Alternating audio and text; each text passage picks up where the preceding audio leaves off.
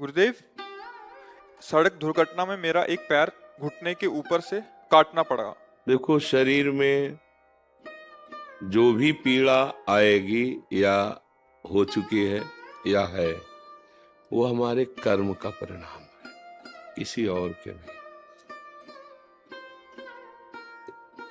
अब क्या है कि जैसे इस बार भले इस जन्म में आप मांस ना खाते हो, मान लो इस जन्म में ना खाया हो, हम क्या जाने कि खाया कि नहीं। पशुओं के साथ कैसा व्यवहार किया जाता है, कैसे लोग कैसे करते हैं, वो भी जीव है। ठीक वैसे ही जैसे आप अपना शरीर, अपने को, कितना प्यारा शरीर है, आप अपना शरीर बचाना चाहते हैं, ऐसे हर जीव अपना शरीर बचाना चाहता है। आप देखो, चींटी के पीछे अंगुली ऐसे करते चलो, वो भयभीत होकर भागेगी, अपना प्रयास करेगी कि मैं बच जाऊं, शायद कोई मुझे कष्ट देना चाहता है। किसी भी जीव को देखो, अपने स्वाद के लिए पीछे के जन्मों से लेके इस जन्म तक क्या करते हैं, गड़ासा चलाते हैं, गर्दन काट दी, पैर काट दिए। और जब हमारे कटने का नंबर आया, एक मांडव्य ऋषि हुए, ऐसे हाथ उठा करके पैर के अंगूठे के बल मंत्र जाप कर रहे। ध्यान से सुनना। कुछ चोर लोग राजा के खजाने में सेंध लगा दी। अगर बचाव पक्ष जोर का होता है तो फिर चोर पक्ष भी जोर का होता है। अगर नए नए क्रम बचाने के निकलते हैं तो नए नए उनकी सोच उसमें चोरी करने की निकलती है। तो चोरी करके निकल ही रहती कि सैनिकों को पता चल गया, उनका पीछा किया। अब वो भागे, तो भाग करके देखा ऋषि का आश्रम, अगर इसमें छुप जाते हैं तो हमारा बचाव पक्ष हो जाएगा। चले गए अंदर, लताएं झोपड़ी सब, वहीं अपने स्वर्ण आदि जो चोरी की थी वहीं रख के चुपचाप बैठ गए। उनको पक्का लगा कि इसी आश्रम में गए होंगे, क्योंकि आगे गए नहीं। तो आश्रम में गए, दाहिने पैर के अंगूठे के बल हाथ उठा के मंत्राकार बोलते, उनको कुछ पता ही नहीं। गए तो माल सहित चोर मिल गए। तो उनको लगा कि ये आश्रम में इसलिए आए, हमें लगता है इस महात्मा का ये सब नाटक है और ये इन चोरों का साथी है और ये चोरी करवाता है। बुद्धि बदली। बुरी दशा जब आनी होती है ना, तो पहले बुद्धि बदली जाती है। तो वैसे ही टांग ले गए उनको। ये भगवान श्री कृष्ण द्वैपायन व्यास देव जी के द्वारा महाभारत में लिखी कथा है। उठा ले गए, वैसे ध्यानस्थ वो समाधि में, 8-10 ऐसे सामने चोर, पीछे महात्मा।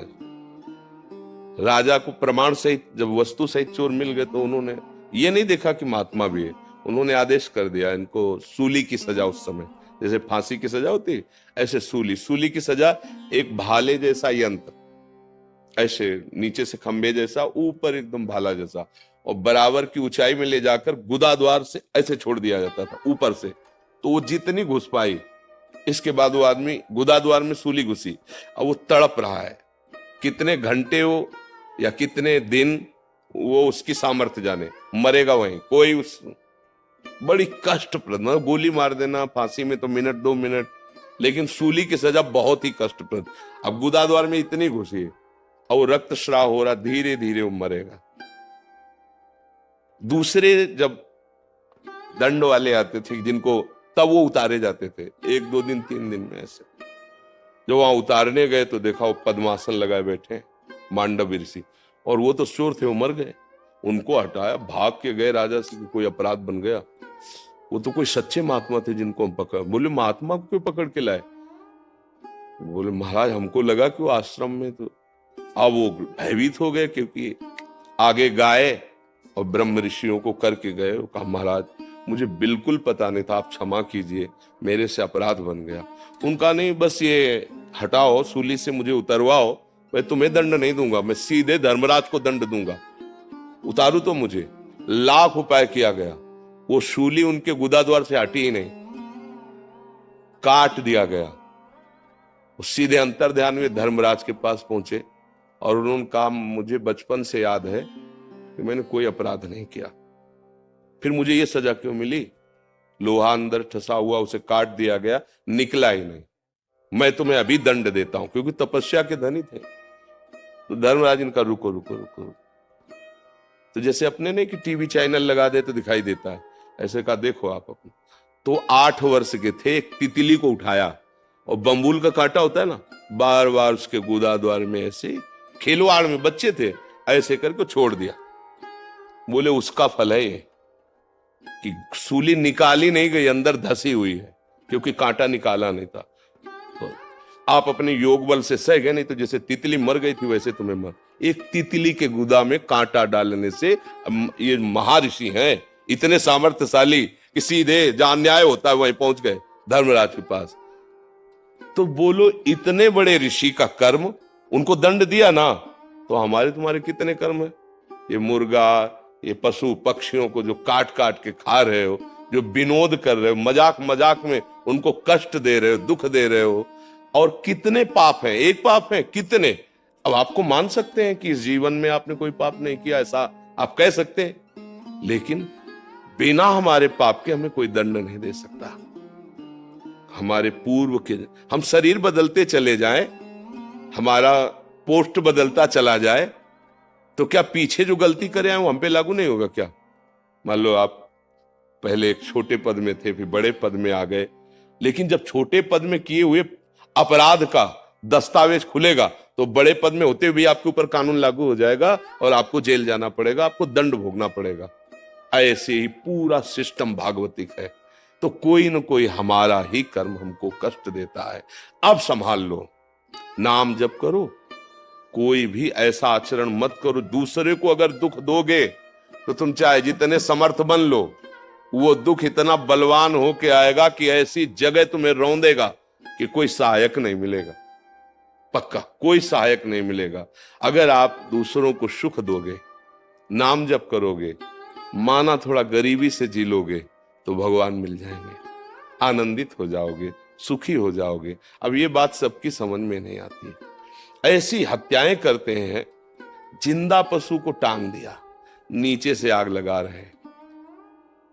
अब आप गाड़ी खरीद के लाए और रफ्तार से दौड़ा रहे हैं और लग गई आग, लाख है शीशा, अंदर भुन गए। ये है मालिक का हिसाब। ये वही है जिसने डंडे में बांध के आग के नीचे भूंजा था, उसने उसी के कमाए हुए धन से उसी में आग लगा के उसको भूंज दिया। वो निर्णायक झूठा नहीं है, वो निर्णायक बड़ा दयालु है। हमारे द्वारा जो कर्म होते हैं, अवश्य में भोक्तव्यम कृतम कर्म शुभाशुभम। इसीलिए हम सबसे हाथ जोड़ के कहते हैं, मत खाओ मांस भैया, मत खाओ। काहे को जीव के स्वाद के लिए दूसरे को कष्ट दे रहे हो, और जब परिणाम आएगा तब। ये शराब पीना, मांस खाना, व्यभिचार करना, गंदे आचरण करना, ये तुम्हें कभी सुखी नहीं कर सकते हैं। जो हुआ उसको हमें मिटाना पड़ेगा।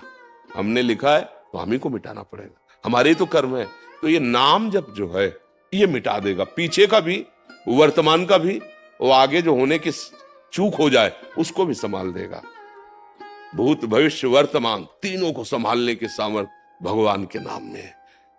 हम तो कहते राधा राधा जपो, और आपको जो प्रिय लगे वो अपना नाम जप करो। बस हमारी प्रार्थना, हमारी बात मान लो, ये नशा बंद करो, ये मांस मदिरा, ये चीजें आपको कभी सुख नहीं मिल सकता। ये गंदा संस्कार बन गए, इसलिए लगता है चलो थोड़ा पी लेते हैं, थोड़ा खा। भैया आप सच्ची समझो, आप अपनी बुद्धि को गिराते चले जा रहे हो। जो गिर रहा है उसे पता नहीं चल रहा है, जो उठा हुआ देख रहा है कि गिर रहा है उसे पता चल रहा है। जैसे अंधा आदमी है ना, वो जा रहा है जिस मार्ग में, आगे वो दलदल में फंस जाएगा, वो लाख चिल्लाए तो उसकी समझ में नहीं आएगा। ऐसे हम लोग माया के द्वारा अंधे हो गए, गंदी आदतें, गंदे व्यसन, फिर जब परिणाम मिलता है तो भगवान को गाली देते हैं। आज हम धर्म से चल रहे हैं, लेकिन कल हमने पाप किया है, फिर लोग कहते हैं देखो धर्मात्मा हो, कितना दुखी है। अरे भाई बोया है तो काटेगा ना, आज जो बोया है वो अगली फसल है, आएगी। तो इसलिए नाम जप करो, अच्छे से चलो।